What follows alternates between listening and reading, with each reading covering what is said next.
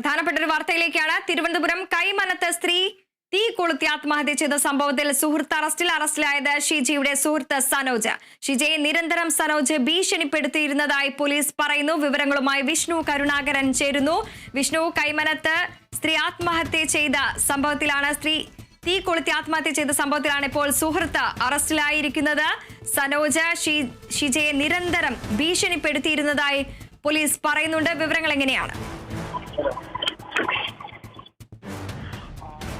തീർച്ചയായിട്ടും ഈ സനോജ് ആത്മഹത്യ ചെയ്യാൻ പ്രേരിപ്പിച്ചുവെന്ന് ചൂണ്ടിക്കാട്ടിയാണ് പോലീസ് ഇപ്പോൾ അറസ്റ്റ് രേഖപ്പെടുത്തിയിരിക്കുന്നത്. ഏതായാലും നാളെ തെളിവെടുപ്പിനായി കൊണ്ടുവരുമെന്നാണ് ഇപ്പോൾ അറിയാൻ സാധിച്ചത്. ഈ ഷീജയുമായി സനോജ് നിരന്തര പ്രശ്നമുണ്ടായിരുന്നു എന്ന് തന്നെയാണ് ഈ ഷീജയുടെ അടുത്ത ബന്ധുക്കളടക്കമുള്ളവർ പറയുന്നത്. വലിയ രീതിയിലുള്ള ഒരു പ്രശ്നങ്ങൾ ഇവർക്കിടയിൽ ഉടലെടുത്തിരുന്നു എന്നുള്ളൊരു കാര്യം പറയുന്നുണ്ട്. ഈ മരണത്തിൽ ദുരൂഹതയുണ്ട് എന്നാണ് ഷീജയുടെ ബന്ധുക്കൾ ആരോപിക്കുന്നത്.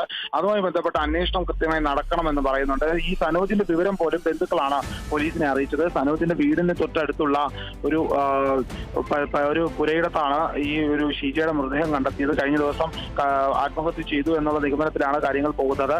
കത്തിക്കരിഞ്ഞ നിലയിൽ രാവിലെയാണ് മൃതദേഹം കണ്ടെത്തിയിരിക്കുന്നത്. ഏതായാലും വിഷയത്തിൽ വിശദമായ അന്വേഷണമുണ്ട്.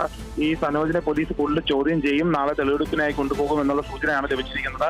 ഏതായാലും ഇതുമായി ബന്ധപ്പെട്ട് പ്രേരണ കുറ്റം ചുമത്തിയാണ് ഇപ്പോൾ കേസെടുത്തിരിക്കുന്നത്.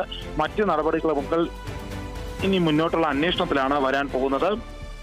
ഏതായാലും ആത്മഹത്യ എന്നുള്ള നിഗമനത്തിൽ തന്നെയാണ് പോലീസ് നിലനിൽക്കുന്നത്. ശരി, തിരുവനന്തപുരം കൈമനത്ത് സ്ത്രീ തീ കൊളുത്തി ആത്മഹത്യ ചെയ്ത സംഭവത്തിൽ സുഹൃത്ത് അറസ്റ്റിലായിരിക്കുന്നു. അറസ്റ്റിലായത് ഷിജിയുടെ സുഹൃത്ത് സനോജ്. ഷിജിയെ നിരന്തരം സനോജ് ഭീഷണിപ്പെടുത്തിയിരുന്നതായും പോലീസ് പറയുകയാണ്. വിശദാംശങ്ങൾ നൽകുകയായിരുന്നു വിഷ്ണു കരുണാകരൻ.